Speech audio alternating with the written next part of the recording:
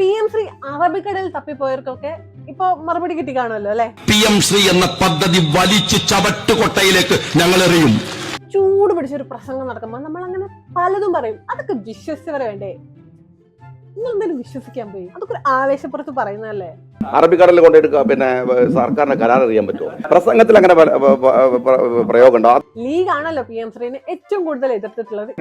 ലീഗിന്റെ വിദ്യാഭ്യാസ മന്ത്രിയെ കൊണ്ട് തന്നെ ഈ PM ശ്രീ കേരളത്തിൽ നടപ്പാക്കിക്കാൻ കഴിഞ്ഞു എന്നുള്ളത് മലയാളികളുടെ ആകെ ഒരു അഭിമാനമായിട്ട് ഞാൻ കാണുക. LDF ഒപ്പിട്ടു, സംഭവം ശരിയാണ്, ഒപ്പിടാൻ പാടില്ലായിരുന്നു. പക്ഷെ ഒപ്പിട്ട് ഒരു മാസം തികയുന്നതിന് മുന്നേ വിഡ്രോ ചെയ്യാനുള്ള ഓപ്ഷൻ ഉണ്ട്. നമ്മൾ ലെറ്റർ അയച്ചു, ഫ്രീസ് ചെയ്തു. ആ ഫ്രീസ് ചെയ്തതിന്റെ പേരിൽ നമ്മൾ ഫണ്ട് ബ്ലോക്ക് ചെയ്തു. ഫ്രീസ് ചെയ്തുകൊണ്ടാണ് ഫണ്ട് തരാത്തതെന്നുള്ളത് കേന്ദ്രം വളരെ വ്യക്തമായിട്ട് പറയുകയും ചെയ്തു. ഫ്രീസ്, അതായത് PM ശ്രീ ഇപ്പൊ ഫ്രീസ് ആണ്.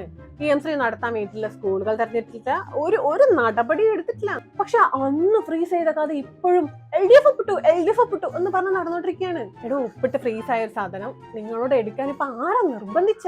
എനിക്ക് മുഖ്യമന്ത്രിയോട് ചോദിക്കാനുള്ള ഒറ്റ കാര്യം മാത്രമേ, എന്ത് ബ്ലാക്ക് മെയിലിംഗ് ആണ് ഈ അമിത്ഷാ അങ്ങയുടെ മീതെ നടത്തിയത്?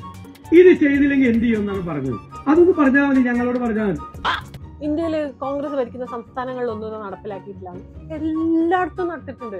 അപ്പൊ ഇവരുടെ ഉദ്ദേശം ആദ്യമേ PM ശ്രീ നടപ്പിലാക്കും എന്ന് തന്നെയാണ്. കാരണം എല്ലാ കോൺഗ്രസ് സംസ്ഥാനങ്ങളും ഇത് നടപ്പിലാക്കുന്നുണ്ട്. നിങ്ങൾക്ക് ഇപ്പൊ ഫണ്ട് വേണം, അതോ PM ശ്രീ ചുൾവി നിങ്ങൾ നടപ്പിലാക്കാനുള്ള പ്ലാനാണോ? നല്ല നൈസായിട്ട് പറ്റിക്കപ്പെട്ടല്ലേ.